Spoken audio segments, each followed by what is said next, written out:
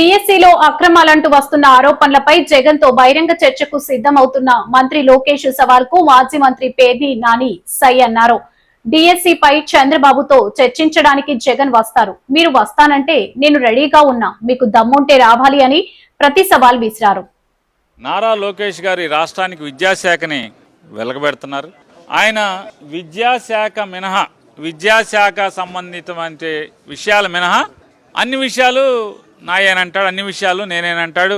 నేనే ఫ్యాక్టరీలు అంటాడు, నేనే ఫ్యాక్టరీలు తెస్తున్నానంటాడు, నేనే ఉద్యోగాలు కల్పిస్తున్నానంటాడు, 20 లక్షల ఉద్యోగాలు, నేనే రాష్ట్రాన్ని ఓడబడుతున్నానంటాడు, నేనే ఈ రాష్ట్రాన్ని బాగు చేస్తున్నానంటాడు, ఈ రాష్ట్రంలో రోడ్లు నేనే వేస్తున్నానంటాడు. ఒకటి కాదు, ఈ రాష్ట్రంలో చీమ చిట్టుకుమన్నా కూడా నేనే అంటాడు. ఎవరన్నా అక్రమ కేసు కడితే నాదే, నేనే కట్టించానంటాడు. రెడ్ బుక్ అంటాడు, రెడ్ బుక్ రుచి చూసారా అంటాడు. ఇన్ని మాట్లాడతాడు. కార్యకర్తలతో చప్పట్లు కొట్టించుకుంటాకి జగన్మోహన్ రెడ్డి గారిని సైకో అని నోటుకు వచ్చినట్టు మాట్లాడతావు, ప్రగల్భాలు పలుకుతావు. ఉత్తర కుమార ప్రగల్భాలు మాత్రం విపరీతంగా మాటలు కోటలు దాటిస్తాడు నారా లోకేష్ నాయుడు గారు. ఇప్పటికి ఎన్నిసార్లు? ఇప్పటికి 2-3 సార్లు డిఎస్సి మీద ఆయన సవాల్ చేస్తే మేము స్పందించాం. అరే బాబు, దేనికైనా లోకేష్ గారు సమఉజ్జీ కావాలి.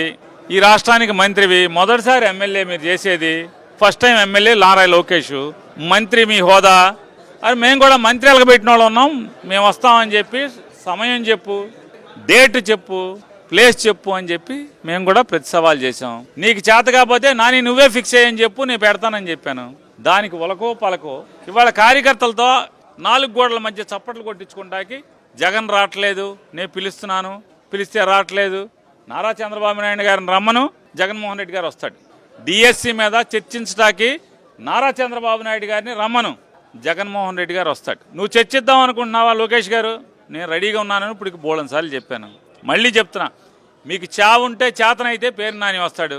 దేని డిఎస్సి మీద దేని గురించి మాట్లాడటాకైనా పాపాలు చేసి, తప్పులు చేసి, పవిత్రమైనటువంటి టీచర్ ఉద్యోగాల్లో దొంగతనాలు చేసి, ఇవాళ నీ కార్యకర్తలకి లేకపోతే నీ ఎంబడి తిరిగిన వాళ్ళకి ఉద్యోగాలు వేసి ఇవాళ నీతి కబుర్లు చెప్తున్నారు. మీరు చెప్పండి, ఎవరైనా సరే ఎస్సీఆర్టీకి, డిఎస్సికి లేదా ఎగ్జామినేషన్స్కి అందరూ ఒకడే ఉంటాడా? అన్నీ ఒకే పోస్టులా? ఎవరిదాడు ఉండాలి, ఒక్కొక్క అధికారి ఒకడు ఉండాలా? ఈ డిఎస్సి ఎంత దిక్కుమాలిన డిఎస్సి అంటే, నారా లోకేష్ నాయుడు జబ్బలు కొట్టుకున్నటువంటి ఈ డిఎస్సి పరీక్ష పేపరు ఒకడే తయారు చేస్తాడు, పరీక్ష ఒకటే పెడతాడు, దిద్దుతూ ఒకటే దిద్దుతాడు, ఉద్యోగాలు కూడా అతనే పిలుస్తాడు. ఇది ఇంత డొల్ల కాదా అని అడుగుతున్నాను నేను. అంటే తప్పులు కప్పిపుచ్చుకుంటాకి అన్ని చేతుల్లో అన్ని పాత్రలో వాళ్ళే పోషిస్తారు, పైన కింద అన్ని చోట్ల. ఎక్కడ చెక్స్ అండ్ క్రాస్ చెక్స్ కూడా ఎక్కడ ఉండవు. డిఎస్సి అంటే ఏంటి?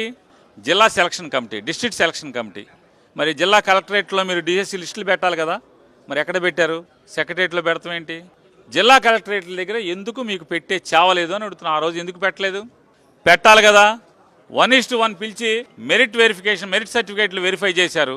మెరిట్ సర్టిఫికేట్లు వెరిఫై చేసినోడికి ఉద్యోగాలు ఎందుకు ఇవ్వలేదు?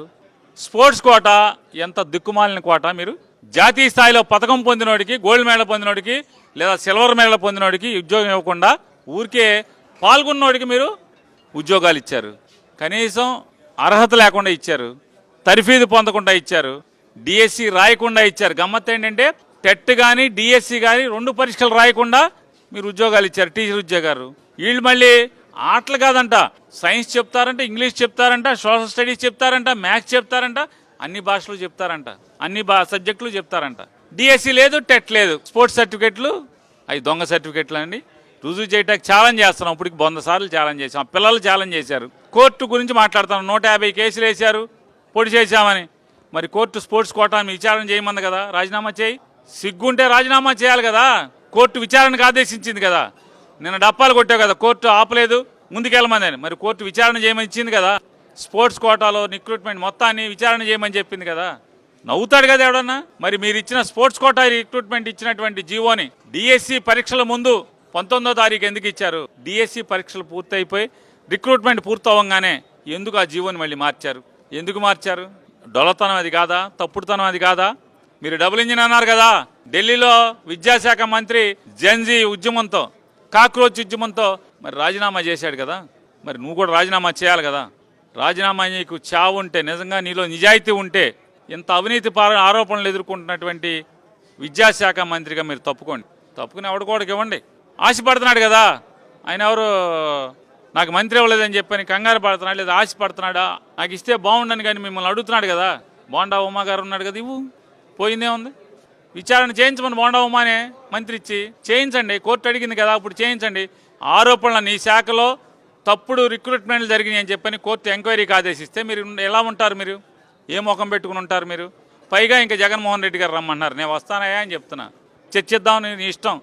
స్పోర్ట్స్ కోటా మ్యాచ్ చర్చిద్దామా, లేదా పరీక్ష విధానం మీద పేపర్ ఇచ్చేవాడు, పేపర్ తయారు చేసేవాడు, పేపర్ దిద్దేవాడు, పరీక్ష పెట్టేవాడు అన్నీ ఒక అధికారిని ఉంచుకుని ఎలా పరీక్షలు పెట్టావు?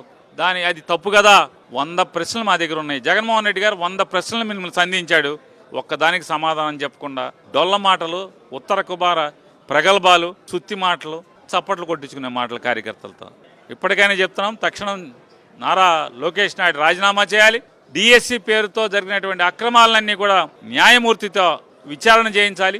దోషులందరినీ కూడా జైలుకి వేయించాలి, ప్రాసిక్యూట్ చేయాలని చెప్పి డిమాండ్ చేస్తున్నాం.